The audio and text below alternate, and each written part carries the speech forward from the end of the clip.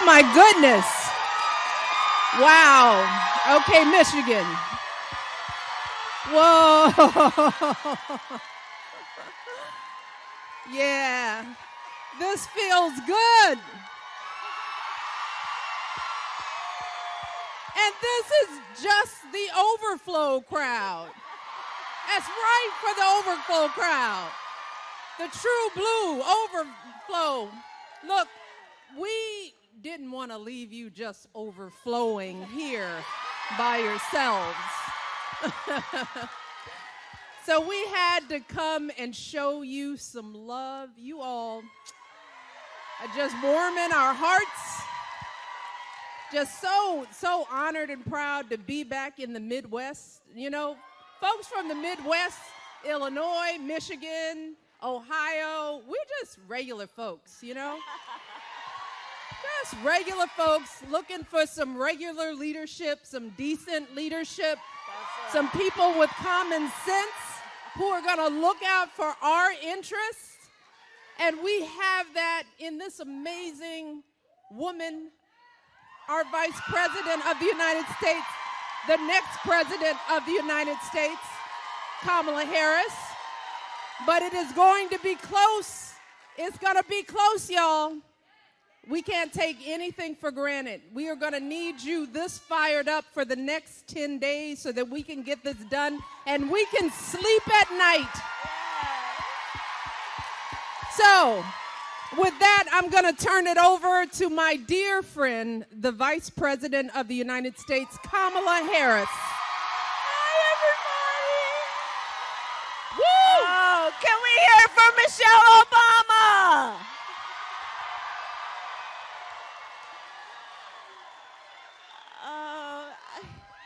Good.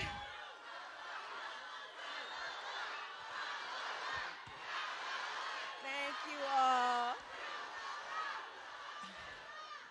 Michigan. All right, guys, we've got 10 days to go. And the thing that I love about everybody here is we love hard work. Hard work is good work, and we are going to win. We are going to win. And it's going to be close, and we know that. And we know the stakes. And we also are here together because we love our country. And we are prepared to fight for the best of who we are. Many of you have heard me talk about this. We're not fighting against something. We're fighting for something. And through our campaign, yes, we will win. That is our highest, and that is our achievable goal. We will win. And in the process, over these next 10 days, we are also doing the work of building community, building coalitions, reminding folks that we are all in this together, lifting each other up, reminding ourselves and each other that we have so much more in common than what separates us. That's what our campaign is about. It is a people-powered campaign. And because it is a people-powered campaign, we will win because we know what we stand for, so we know what to fight for. And when we fight, we win. God bless you. I'll see you soon.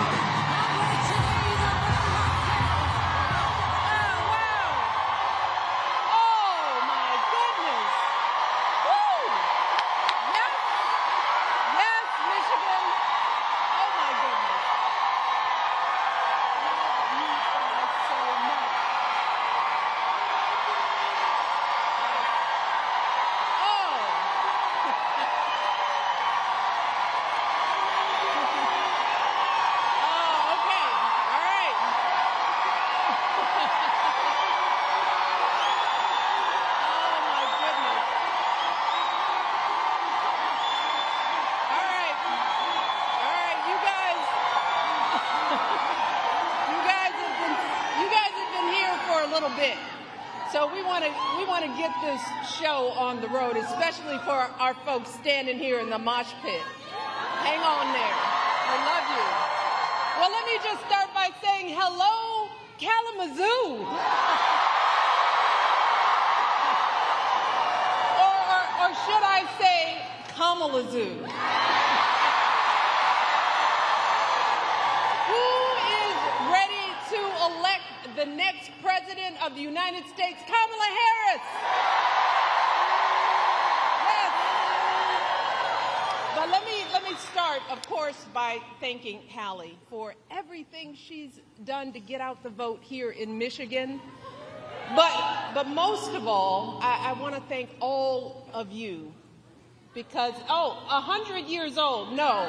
Oh, my goodness. You look amazing.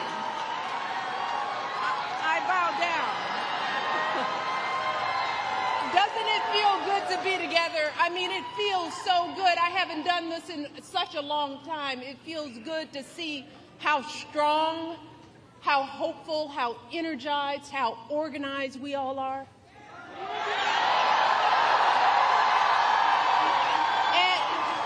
And we need that. We need all of you because right now, as you know, this race is close. It's too close for my liking. And I came out here to Michigan because I am someone who takes her own advice to heart. I know that if we want to help this country finally turn the page on the politics of hatred and division, we can't just sit around and complain. No, we've got to do something. If we want to usher in the next generation of American leadership, we have got to do something. If we want to elect someone with a character that is worthy of the Oval Office, someone with the strength of heart to guide our country to a better day, we have got to what? And that someone, of course, is my dear friend Kamala Harris. And Michigan, I am so hopeful about the energy and poise and joy that Kamala has injected into this race. And if you know Kamala like I do, that's no surprise. I mean, think about it. No one could have predicted the way everything would have unfolded this summer. And yet, in a critical moment when our country needed her, Kamala couldn't have been more prepared to meet that moment. And she's met it every single day since. Yes. Oh, she's filling arenas in a way we haven't seen for years. She's building a remarkable campaign in record time, dominating her opponent so thoroughly in the debate, he was too scared to face her again.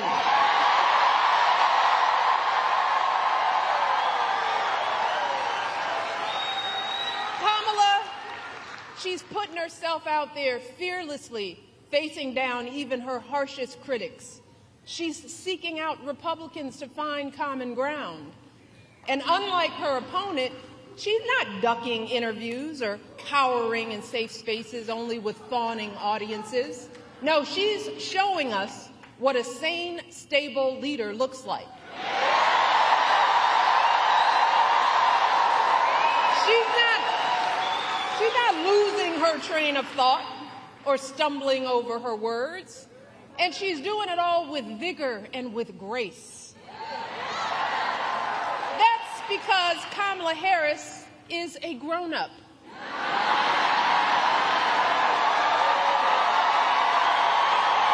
And Lord knows we need a grown-up in the White House. Someone with the maturity and fresh ideas to keep moving our country forward. Kamala is the only candidate in this race who has outlined a clear set of policies, including focusing on lowering costs and reducing drug prices for all Americans,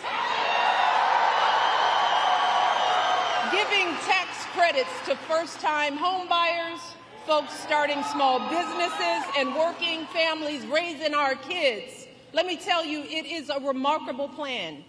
And these remarkable last few months mirror the way Kamala has handled herself her entire life, fighting for working people and the vulnerable, first as a prosecutor, then as an attorney general, then as a U.S. senator, and now as our vice president of the United States. Taking on the big banks, the transnational gangs and predatory for-profit colleges, and always doing it, holding her head high with warmth and dignity and class.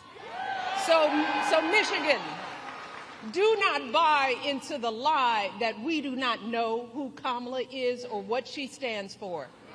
This is someone who understands you, all of you, someone from a middle-class family raised mostly by her mom, like so many of us, leaning on her neighbors like we all do. That's what you want in a president, someone who gets you and will have your back. Take it from me. And I know good people. Kamala Harris is an extraordinary human being. She is an extraordinary candidate. And she will be an extraordinary president of the United States of America. Mark my words, because I don't lie. So Michigan, with all that being said, I got to ask myself, well, why on earth is this race even close? I lay awake at night wondering what in the world is going on. And it's clear to me that the question isn't whether Kamala is ready for this moment, because by every measure, she has demonstrated that she's ready.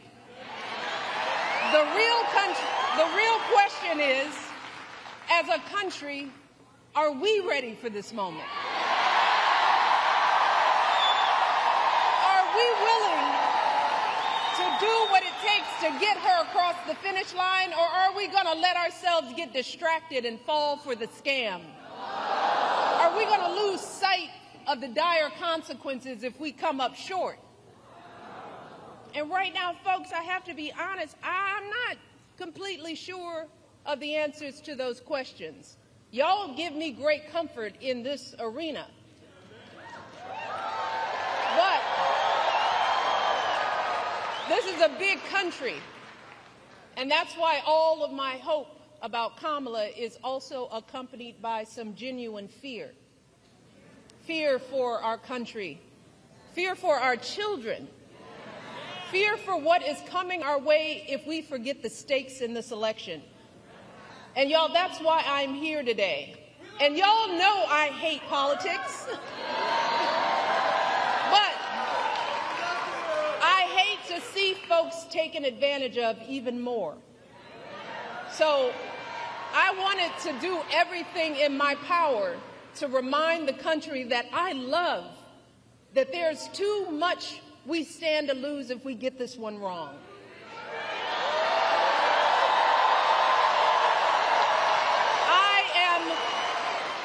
I'm deeply concerned, and I'm talking to everybody out there, that too many of us are still confused and buying into the lies and distortions from people who do not have our best interest at heart.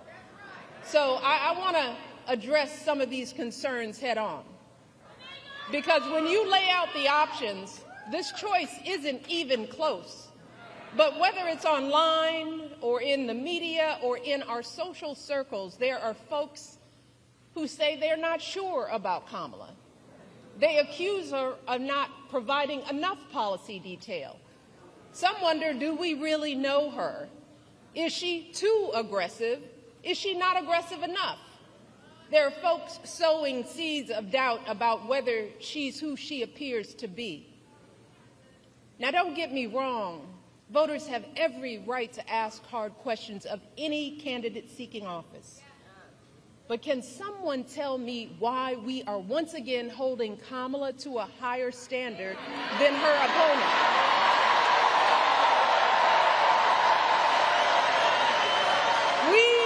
We expect her to be intelligent and articulate, to have a clear set of policies, to never show too much anger, to prove time and time again that she belongs. But for Trump, we expect nothing at all. No understanding of policy, no ability to put together a coherent argument, no honesty, no decency, no morals. Instead, too many people are willing to write off his childish, mean-spirited antics by saying, well, Trump's just being Trump, rather than question his horrible behavior. Some folks think he's funny. And if you remember, that's exactly how he got elected the first time. Folks gave him a pass and rolled the dice, betting that he couldn't possibly be that bad. And then there were those folks who didn't think it really mattered who the president was, if you can believe that. And still others who thought it'd be a good idea just to blow up our entire democracy. Let us not forget how badly that worked out for all of us. Let us not forget the incompetence and the corruption, the chaos that was the cornerstone of his entire 4 years in office. Let's start with the pandemic.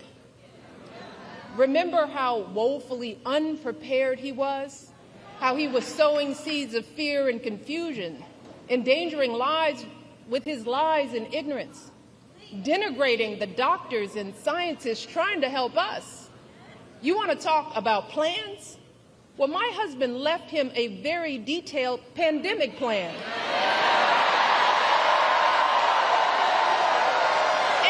And you know what he did? He ignored it. He had no clue how to get us out of that crisis. No ability to bring back the millions of jobs we lost so suddenly. No idea how to get our students back into school safely. No attempt to help stem the epidemic of loneliness and isolation that too many of our young people are still dealing with. And his failures had real cost.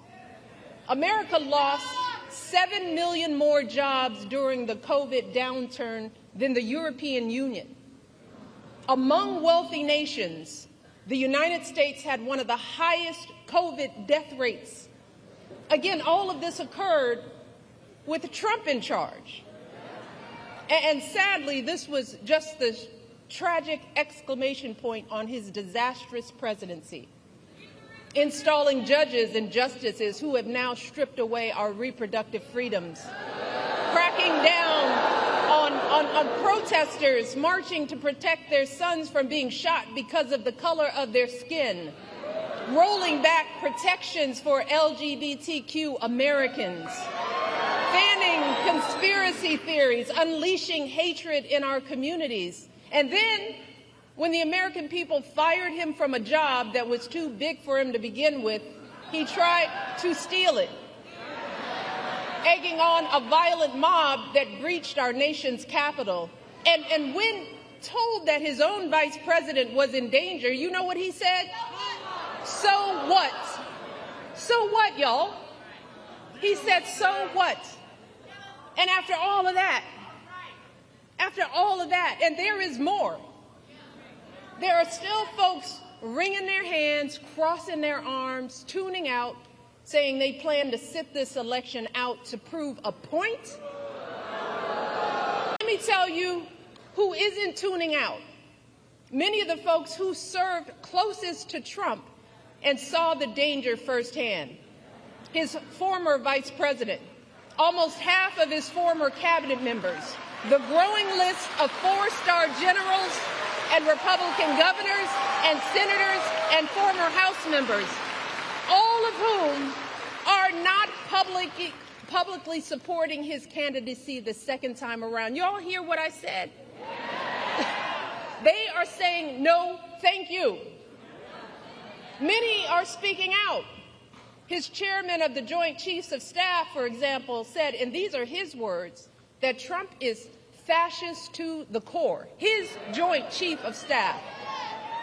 These folks know that nothing this man says or does is funny in any way. So I hope you'll forgive me if I'm a little frustrated that some of us are choosing to ignore Donald Trump's gross incompetence while asking Kamala to dazzle us at every turn.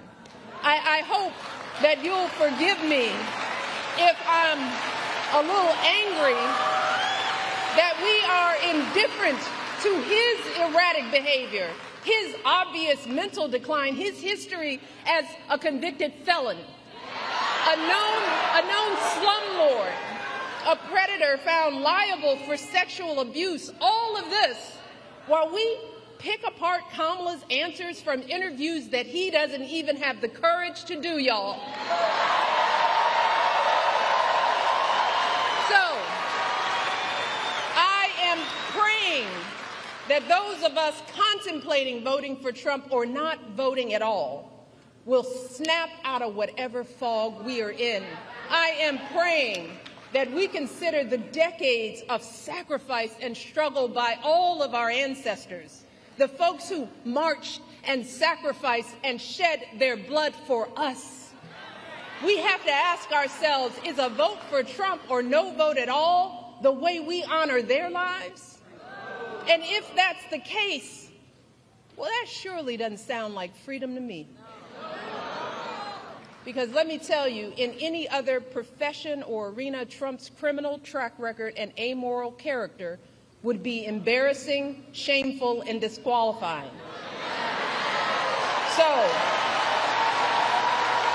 I hope that you will forgive me if I am worried that we will blow this opportunity to finally turn the page on the ugliness once and for all. Because believe me, if Donald Trump is president again, at some point or another, that ugliness will touch all of our lives. And it will not matter what you look like, how you worship, who you love, or how you vote. If you don't make 6 or 8 or 12 figures, if you're not famous, if you criticize or disagree with him in any way, if he doesn't view you as his equal or relevant to his ambitions, I promise you, he will not think about you when he gets into the Oval Office.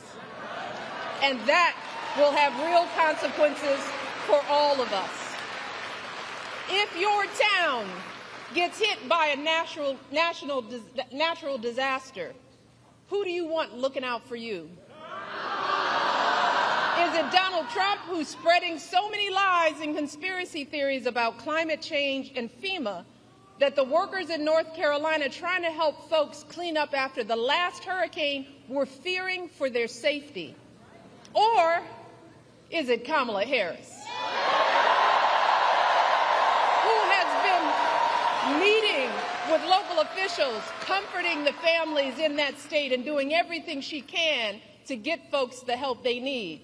If you're saving up to buy a house or pay off student loans, if you're caring for your kids or your parents or both, if you are a farmer, a factory worker, a paralegal, anyone whose job may be changed or replaced by technology, who will actually be thinking about you?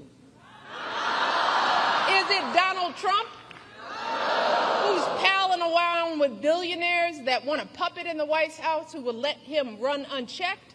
Or is it Kamala Harris, who has been fighting for working people her entire life? If you're one of our service members, our veterans, or military families, who is going to value your service and sacrifice? Is it Donald Trump, who has called those who gave their lives for our country suckers and losers? Or is it Kamala Harris,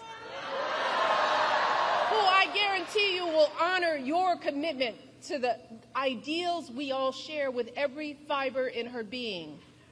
And if you are a mother who has lost sleep worrying if your son could be the victim of a nightmare traffic stop gone bad, if you've ever been out there marching and weeping for justice, who do you think is going to have your back?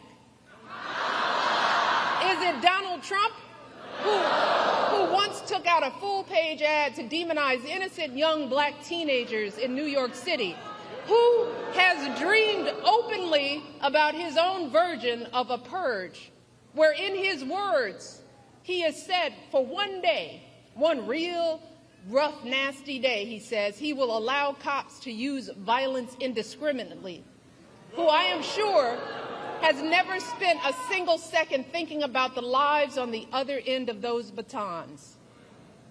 Or is it Kamala Harris, who understands the anguish in these interactions and has the experience that shows us that, yes, it is possible to keep our community safe and keep innocent people out of harm's way? And finally, y'all, who could possibly think that this man would care more about our men and boys more than Kamala Harris? And while we're at it, I want to think about who do you think possibly would care more about our reproductive health?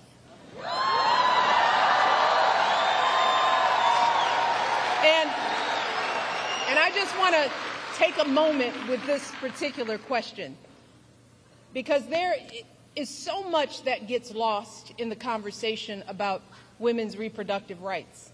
And I want the men in the arena to bear with me on this, because there's more at stake than just protecting a woman's choice to give birth. And sadly, we as women and girls have not been socialized to talk openly about our reproductive health. We've been taught instead to feel shame and to hide how our bodies work. Some young girls enter puberty not knowing what to expect. Too many of us suffer with severe cramps and nausea for days on end every single month. And then on the other end of the reproductive timeline, too many women my age have no idea what's going on with our bodies as we battle through menopause and debilitating hot flashes and depression. See, fellas, most of us women, we suck up our pain and we deal with it alone. We don't share our experiences with anyone. Not with our partners, or our friends, or even our doctors. Look, a woman's body is complicated business, y'all. Yes, it brings life, and that's a beautiful thing. But even when we are not bearing children, there is so much that can go wrong at any moment. Every woman here knows what I'm talking about. An unexpected lump, an abnormal pap smear or mammogram, an infection, a blockage, all of which could be early signs of a variety of life-threatening cancers. And in those terrifying moments when something goes wrong, y'all, which will happen at some point to the vast majority of women in this country, let me tell you, it feels like the floor falls out from under us. In those moments, all we have to rely on is our medical system. In those dark moments, all we have to rely on is our faith in a higher power and the experience of doctors to get us the care we need in a timely manner. And look, I don't expect any man to fully grasp how vulnerable this makes us feel, to understand the complexities of our reproductive health experiences. In all honesty, most of us as women don't fully understand the breadth and depth of our own reproductive lives, you know? And that's because our experiences are often neglected by science. There's a huge disparity in research funding for women's health. And if you happen to look like me and report pain, you're more likely to be ignored, even by your own doctors, studies show. So let me take a minute to help folks, especially the men in our lives, to get a better sense of what could happen if we keep dismantling parts of our reproductive care system piece by piece, as Trump intends to do. I want folks to understand the chilling effect, not just on critical abortion care, but on the entirety of women's health. All of it. There are good reasons why so many women and physicians are horrified by what's happened since Donald Trump's justices overturned Roe v. Wade.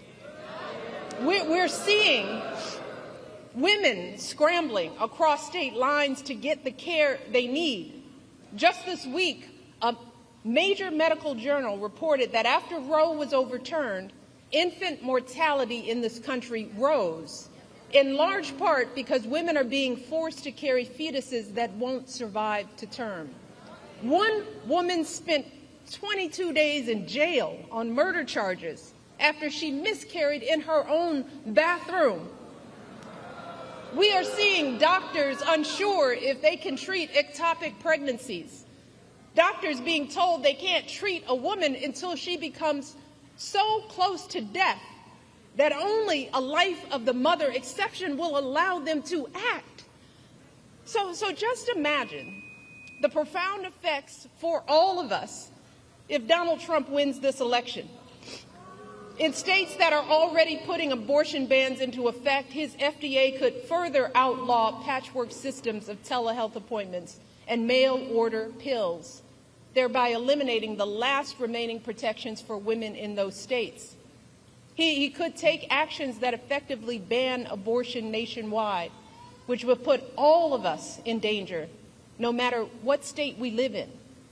We will see more doctors hesitating or shying away from providing life-saving treatments because they are worried about being arrested. More medical students reconsidering even pursuing women's health at all. More OB/GYN clinics without enough doctors to meet demand, closing their doors, leaving untold numbers of women in communities throughout this country without a place to go for basic gynecological care, which in turn will leave millions of us at risk of undiagnosed medical issues like cervical and uterine cancers. This is real. So do you think Donald Trump is thinking about the consequences for the millions of women who will be living in medical deserts? Does anyone think he has the emotional maturity and foresight to come up with a plan to protect us? Y'all, we are teetering on the edge. Even before these state bans, America was already lagging behind every other wealthy nation on measures like maternal mortality and paid leave. So we could be right back to the days before Roe, which many young people here don't even remember. The days when abortion wasn't as safe as it is today. The days when the number of mothers of color dying in childbirth was 30 to 40% higher than when it was under Roe. So to the men who love us, let me just try to paint a picture of what it will feel like if America, the wealthiest nation on earth, keeps revoking basic care from its women, and how it will affect every single woman in your life. Your girlfriend could be the one in legal jeopardy if she needs a pill from out of state or overseas, or if she has to travel across state lines because the local clinic closed up. Your wife or mother could be the ones at higher risk of dying from undiagnosed cervical cancer because they have no access to regular gynecological care. Your daughter could be the one too terrified to call the doctor if she's bleeding during an unexpected pregnancy. Your niece could be the one miscarrying in her bathtub after the hospital turned her away. And this will not just affect women. It will affect you and your sons. The devastating consequences of teen pregnancy won't just be borne by young girls, but also by the young men who are the fathers. They too will have their dreams of going to college, their entire futures totally upended by an unwanted pregnancy. If you and your partner are expecting a child, you will be right by her side at the checkups, terrified if her blood pressure is too high, or if there's an issue with the placenta, or if the ultrasound shows that the embryo was implanted in the wrong place, and the doctors aren't sure that they can intervene to keep the woman you love safe. If your wife is shivering and bleeding on the operating room table during a routine delivery gone bad, her pressure dropping as she loses more and more blood, or some unforeseen infection spreads and her doctors aren't sure if they can act, you will be the one praying that it's not too late.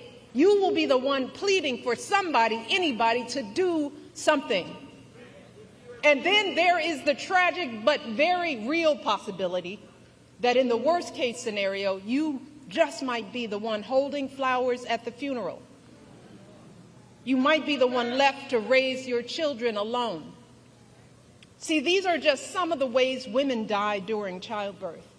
And I don't want to be a downer, y'all. But in many cases, there is no warning, and things go bad very quickly. And when it happens, every second of hesitation or delay can lead to devastating outcomes. So I am asking y'all from the core of my being to take our lives seriously. Please, do not put our lives in the hands of politicians, mostly men, who have no clue or do not care about what we as women are going through, who don't fully grasp the broad-reaching health implications that their misguided policies will have on our health outcomes. The only people who have standing to make these decisions are women with the advice of their doctors. We are the ones with the knowledge and experience to know what we need. So please, please do not hand our fates over to the likes of Trump, who knows nothing about us, who has shown deep contempt for us. Because a vote for him is a vote against us, against our health, against our worth. And let me tell you all, to think that the men that we love could be either unaware or indifferent to our plight is simply heartbreaking. It is a sad statement about our value as women in this world. It is both a setback in our quest for equity and a huge blow to our country's standing as a world leader on issues of women's health and gender equality. So fellas, before you cast your votes, ask yourselves, what side of history do you want to be on?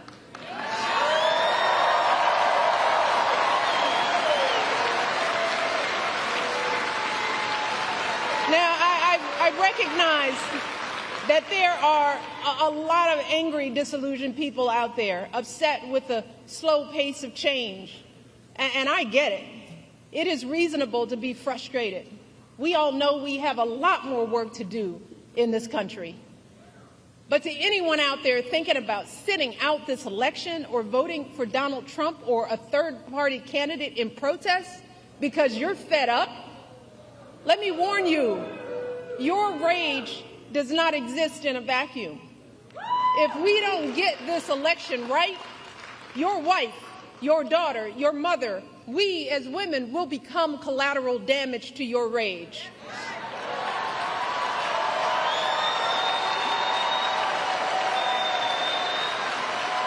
So, are you as men prepared to look into the eyes of the women and children you love and tell them that you supported this assault on our safety? And to the women listening, we have every right to demand that the men in our lives do better by us.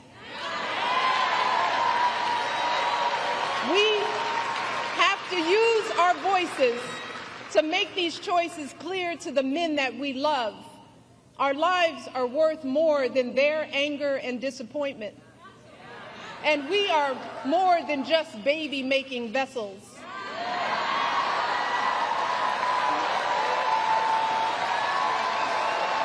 And if you are a woman who lives in a household of men that don't listen to you or value your opinion, just remember that your vote is a private matter. Regardless of the political views of your partner, you get to choose. You get to use your judgment and cast your vote for yourself and the women in your life. Remember, women, standing up for what is best for us can make the difference in this election. So let us use our voices in these final days to make it plain to the men in our lives that we need to stand not with Trump, but with us. We need them to vote for the only candidate in this race who will protect our lives. We need them to vote for Kamala Harris. Kamala, she will fight to restore our reproductive freedoms and defend our health. Kamala will fight for our access to life-saving emergency care and maternal care in every state. Kamala will veto any abortion ban or bill that restricts access to contraception or IVF. Kamala will expand access to birth control and abortion pills. And she will do all of this not because she's a woman, but because she's a decent human being.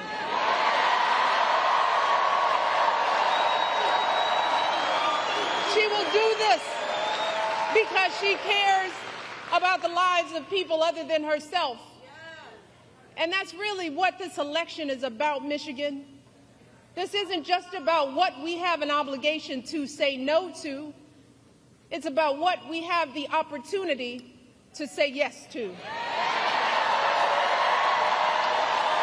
And we can elect someone who has the experience, the character, and the strength to look at all these challenges and still see a brighter day on the other side. Kamala Harris will see us, all of us. Kamala Harris will listen to us, all of us. She will protect our freedom. She'll stand up for all of our lives. She will have our backs for the folks trying to get ahead and those just trying to get by. And in doing so, she will usher in a new generation of American leadership and send the ugliness of Donald Trump and his politics back where it belongs, the past.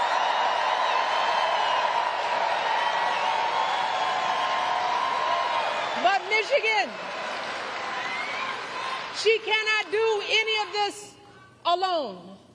So I'm asking you one last time, let us not just sit around and complain. Let's do something. If your brother or your son or boyfriend needs to hear your perspective, are you willing to talk to them? Are you willing to send a video of what I've just said? Are you willing to do something? If you have an aunt who's thinking about sitting this one out or voting for a third party, are you willing to have an uncomfortable conversation? Are you willing to do something? If you have an extra hour or extra weekend, are you willing to knock on doors and talk to your neighbors? Are you willing to do something? Look, Michigan, we've just got 10 more days to make it happen. 10 more days to wave goodbye to the incompetence and hatred and division. 10 more days to welcome in a leader with the character and the heart and the strength worthy of the office she seeks and worthy of the country that we all love. Michigan, let's give Kamala everything we've got. Can we get this done? Can we get this done, Michigan? We need you, every last one of you. Get this done. Get this done. And now, it is my pleasure to welcome to this stage the next President of the United States, Kamala Harris.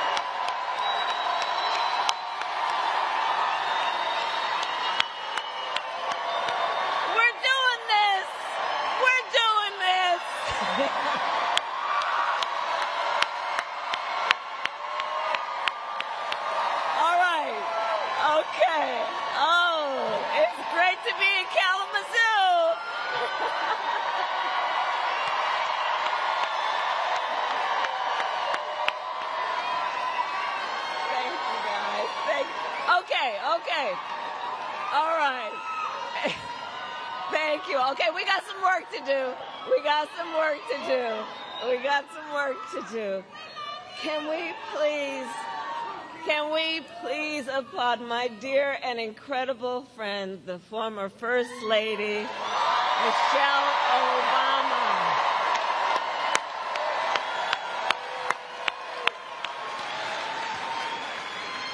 And I just have to say, I've known Michelle for years, and she is an inspiration. I know everybody here knows this. She is a truth teller, and she motivates us to get to work, especially when the stakes are high, because as she reminds us, as my mother taught me, don't just sit around and complain about injustice.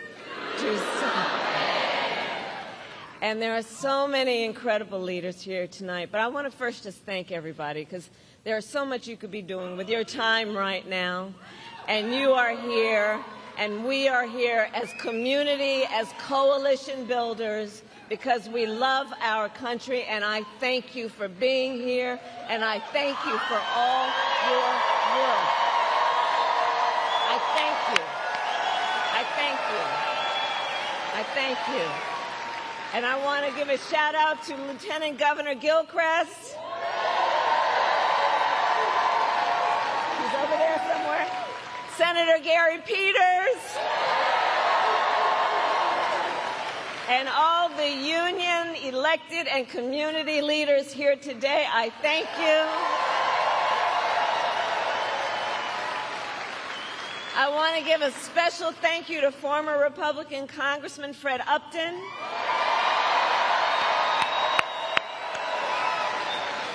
Who represented Kalamazoo for decades and has endorsed our campaign because, as he put it, ours is the team that will bring people together, strengthen our economy, and get things done for the American people.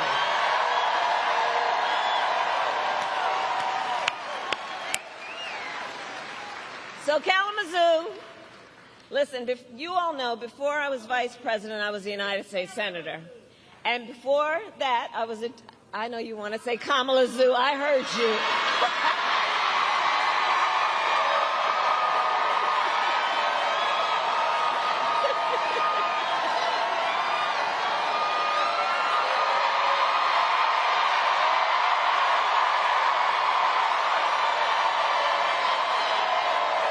Okay, all right, okay, we got that out of the way, okay.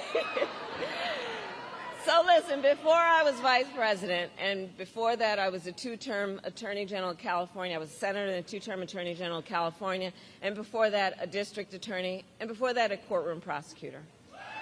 And in those roles, I took on perpetrators of all kinds. Predators, fraudsters, and repeat offenders. I took them on, and I won.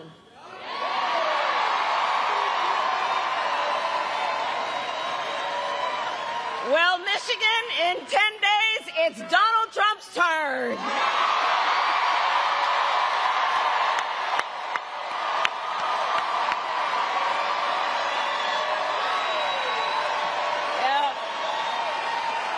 Yep. So listen, we've got just 10 days left. Well, you know, I hear your chant, but listen, the courts are going to handle that. We're going to handle November. Okay? There we go. So look, we've got just 10 days left in one of the most consequential elections of our lifetime. As you all know, voting has already started. And everybody here knows this is going to be a tight race till the very end. So we have a lot of work to do. But we like hard work. Hard work is good work. Hard work is joyful work. And make no mistake, we will win. We will win. We will win. We will win. We will. Yes, we will.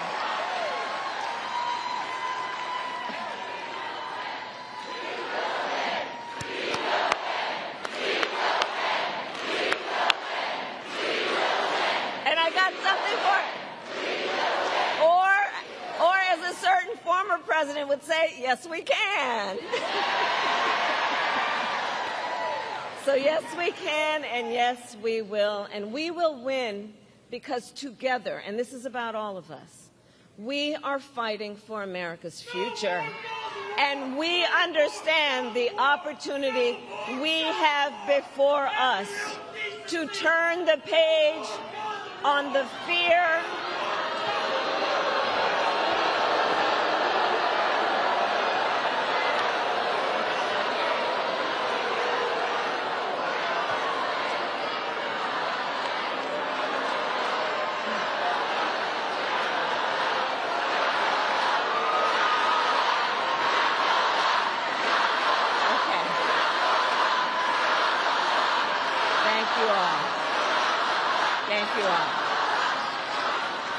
Thank you all. And listen, on the topic of Gaza, we must end that war.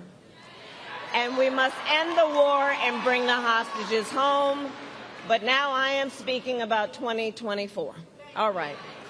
So listen, we have to understand the opportunity we have before us to turn the page on the fear and the divisiveness that have characterized our politics for a decade because of Donald Trump. We have an opportunity to turn the page and chart a new and joyful way, dare I say joyful, way forward.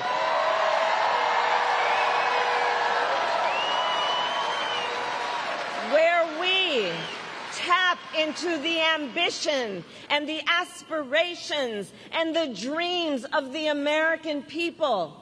And I'm going to tell you, as I travel around our country, there is an overwhelming call for a fresh start. For a new generation of leadership that is optimistic and excited about what we can do together.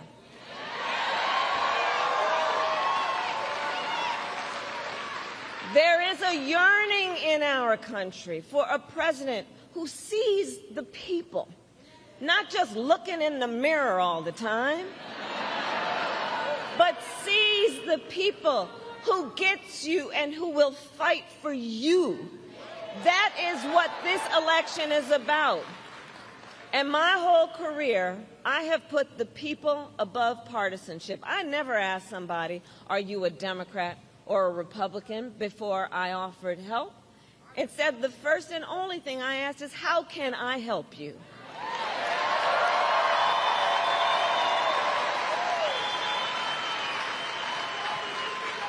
And that is a major difference between Donald Trump and me, and between the two extremely different visions that he and I have for our nation. One, his, focused on the past and himself. The other, ours, focused on the future and you and your family.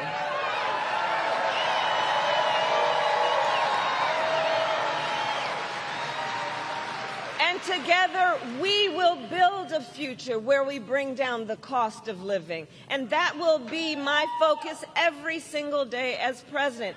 Because look, while inflation is down and wages are up, prices are still too high. You know it and I know it. And unlike Donald Trump, who had $400 million handed to him on a silver platter and then filed for bankruptcy 6 times, I grew up in a middle-class neighborhood with a working mother who kept a strict budget and did everything she could to make sure my sister and I had all that we needed. I come from the middle class, and I will never forget where I come from. I will never forget where I come from.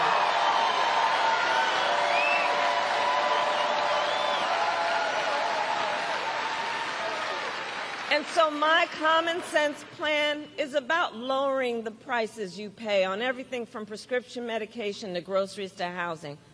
On the other hand, Donald Trump will raise costs on the families of America. In fact, independent economists have analyzed our plans and found that mine will cut your costs and strengthen our economy, while his will increase inflation and lead to a recession by the middle of next year.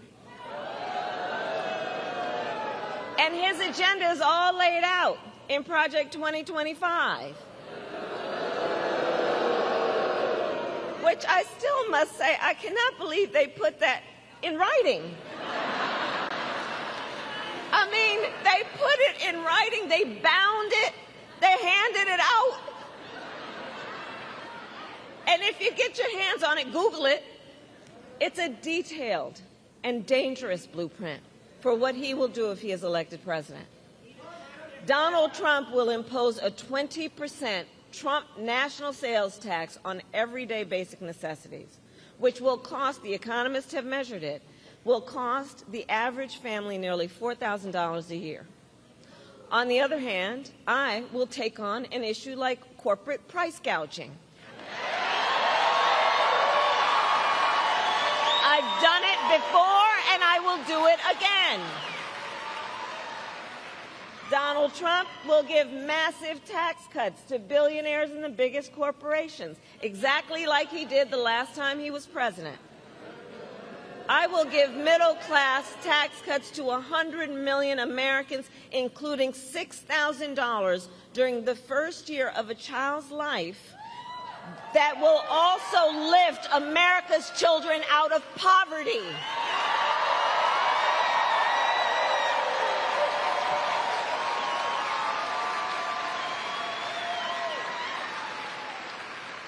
Donald Trump, again, read his plan, will get rid of the $35 cap on insulin for seniors.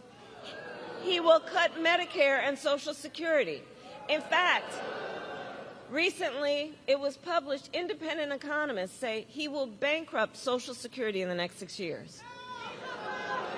And what everybody here knows, we have so many seniors whose only source of income is their Social Security check. And we believe that our seniors should be able to retire with dignity, not worried about whether they're going to have a roof over their head.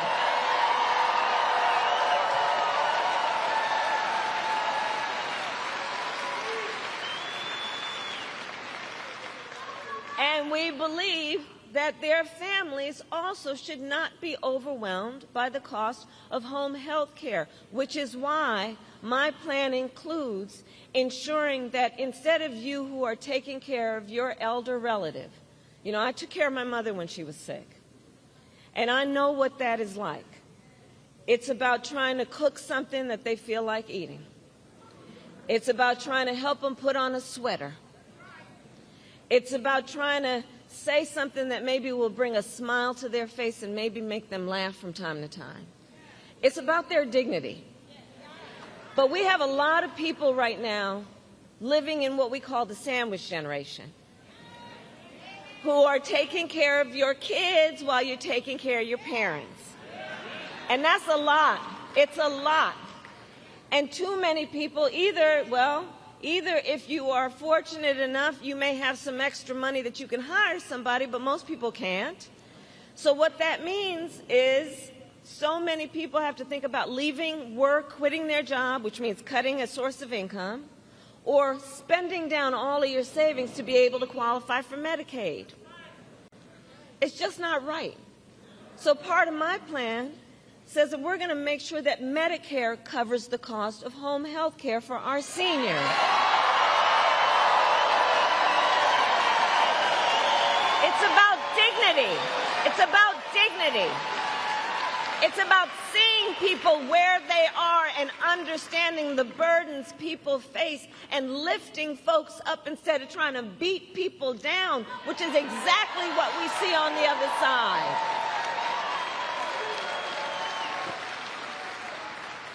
On top of that, my plan will bring down the cost of housing because we know housing is too expensive. And for so many people, you know, generations ago, folks could kind of count on the American dream. But it's out of reach for far too many people. And so we're going to bring down the cost of housing, including creating incentives for more home building, and we are going to create a $25,000 down payment assistance for first-time home buyers. Just to get your foot in the door. Because the way I see it, it's not enough that you're just able to get by I want you to be able to get ahead.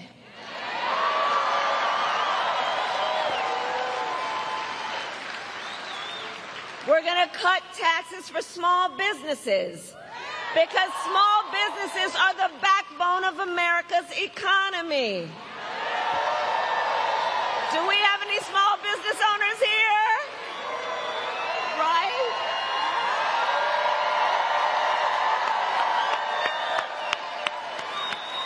I love our small businesses. We're going to lower health care costs because, look, I believe health care should be a right and not just a privilege of those who have the money to afford it.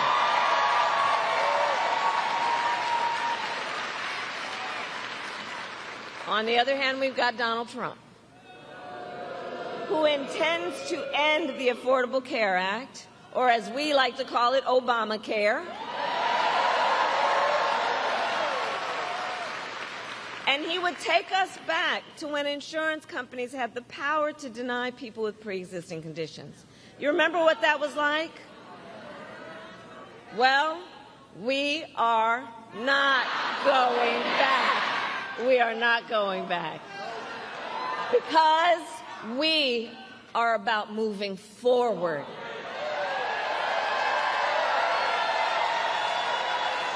And it is time to turn the page. So ours is a fight for the future, and it is a fight for freedom, like the fundamental freedom of a woman to be able to make decisions about her own body and not have her government tell her what to do.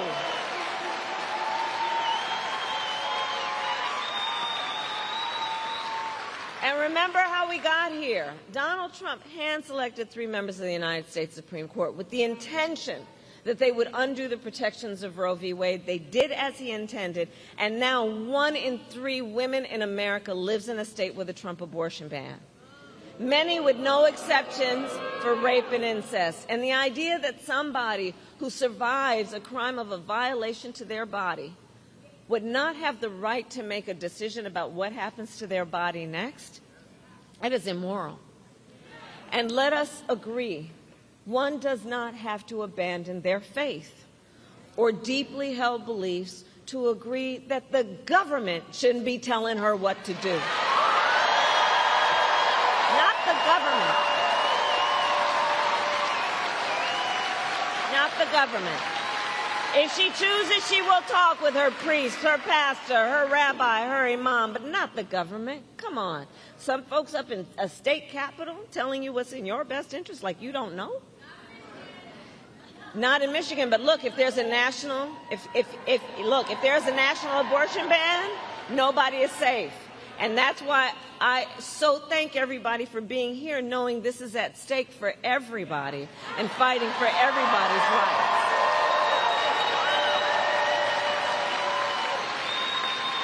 And I'll tell you, so I actually just got in from Texas, and I did an event in Texas last night in Houston. And if you saw it, you probably saw some of the stories about what has been happening in our country. The suffering. And you know, Donald Trump still refuses to even acknowledge the pain and suffering he has caused. He insists that, and I'm going to quote, everybody wanted Roe v. Wade to be overturned. Come on, everybody wanted this? Women are being denied care during miscarriages? Some only being treated once they developed sepsis? They didn't want this. Couples just trying to grow their family who have been cut off from IVF treatments? They didn't want this. The men of America seeing their daughters, wives, sisters, and mothers put at risk because their rights have been stripped away? The men of America don't want this. Women have died because of these bans. How could anybody say that they wanted this? And you have heard me say, I do believe Donald Trump to be an unserious man. But the consequences of him ever being president again are brutally serious. Brutally serious.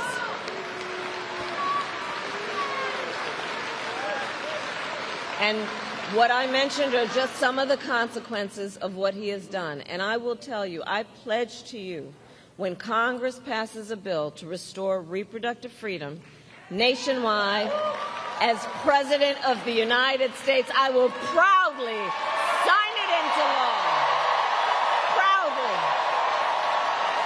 Proudly. With your help. And so, look, and I'm traveling our country, and I'm going to tell you, across our nation, we are witnessing a full-on assault on other hard-fought, hard-won freedoms and rights, like the freedom to vote. You know, in Georgia, they got a law that makes it illegal to give people food and water for standing in line to vote. The hypocrisy abounds. What happened to love thy neighbor? Attacks on the freedom to be safe from gun violence. The freedom to breathe clean air and drink clean water. The freedom to love who you love openly and with pride.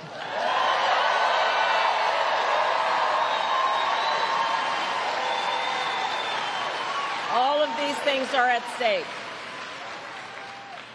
And generations of Americans before us led the fight for freedom, and now the baton is in our hands. Now the baton is in our hands.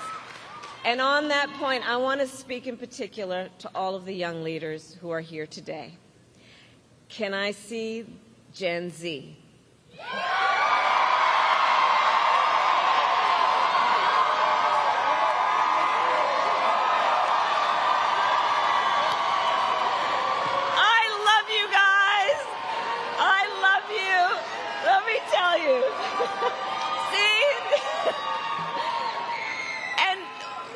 Many things that I just think are so great about you. You are rightly impatient for change. I love that. I love that. You who have only known the climate crisis are leading the charge to protect our planet and our future. You who grew up with active shooter drills are fighting to keep our schools safe. You, who now know fewer rights than your mothers and grandmothers, are standing up for reproductive freedom. And for you all, these issues are not theoretical, they're not political, they're your lived experience. And I want to tell you, I see you, and I see your power.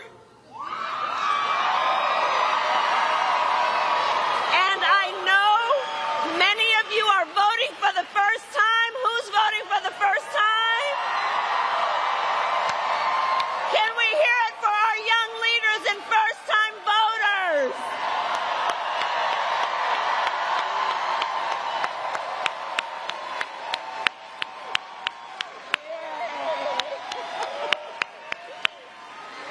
There we go.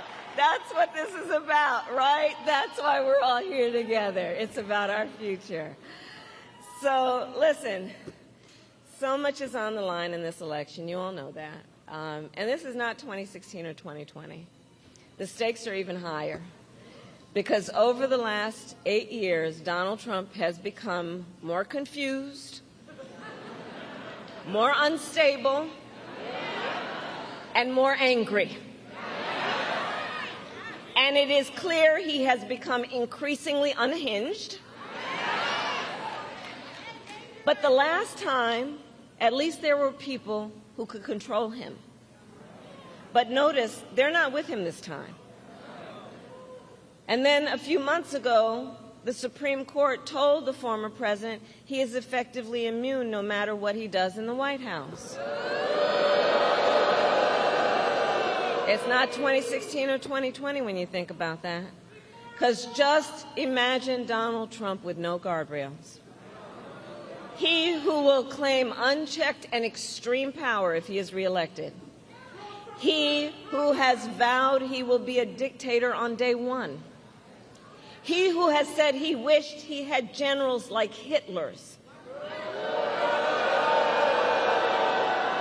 who calls Americans who disagree with him the enemy from within. You know what that harkens back to?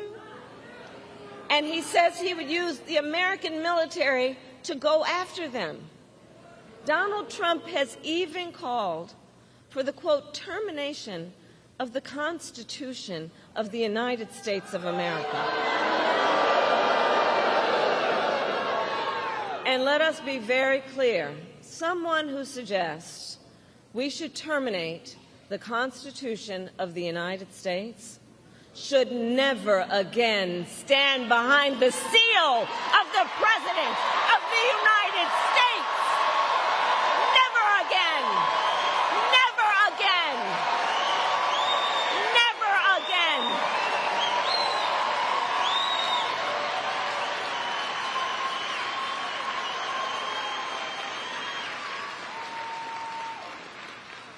No. So there is a huge contrast in this election, and I'm going to ask everyone to just imagine the Oval Office in 3 months. So you can picture it. But here's what I say to the folks who are watching. It's either Donald Trump in there stewing over his enemies list, or me working for you, checking off my to-do list.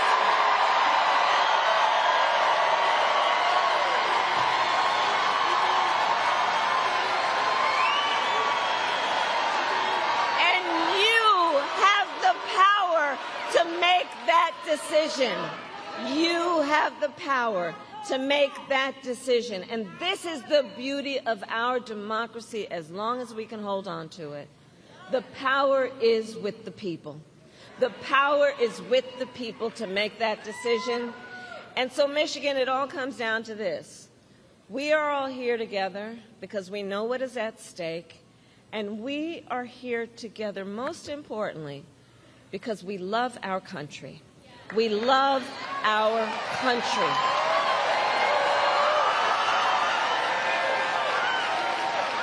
We love our country.